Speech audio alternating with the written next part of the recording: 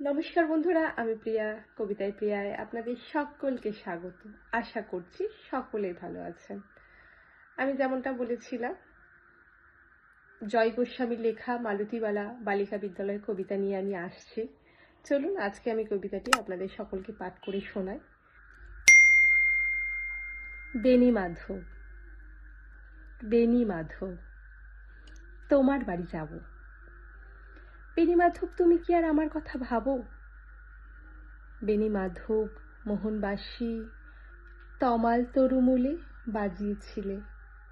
আমি তখন মালতী স্কুলে ডেস্কে বসে অঙ্ক করি।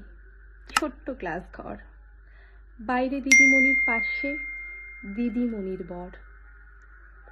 আমি তখন নবম শ্রেণী, আমি তখন শাড়ি।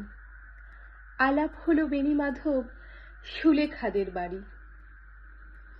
বেণী মাধব, বেণী মাধব, লেখাপড়ায় ভালো। শহর থেকে বেড়াতে এলে আমার রং কালো। তোমায় দেখে এক দৌড় পালিয়ে গেছি ঘরে। বেণী মাধব, আমার বাবা দোকানে কাজ করে। কুঞ্জে অলি গুঞ্জে তবু ফুটেছে মঞ্জুরি। সন্ধ্যাবেলা পড়তে বসে অঙ্কে ভুল করি। আমি তখন নবম শ্রেণী, আমি তখন 16।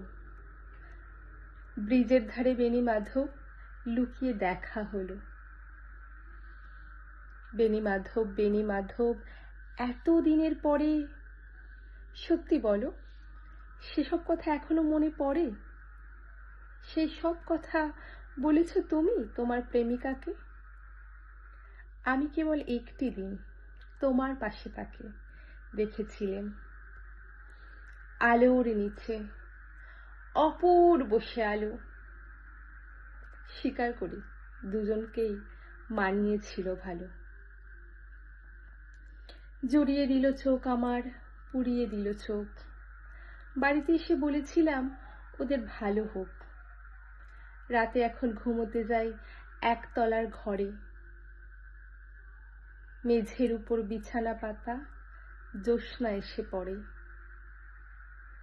আমার পরে যে বোন ছিল চোরা পথের বাঁকে হারিয়ে গেছে।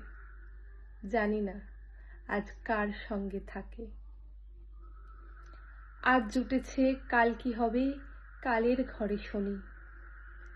আমি এখন এই পাড়ার সেলাই দিদিমণি। তবু আগুন বেণী মাধব, আগুন জ্বলে কই। কেমন হবে আমিও যদি নষ্ট মেয়ে হই।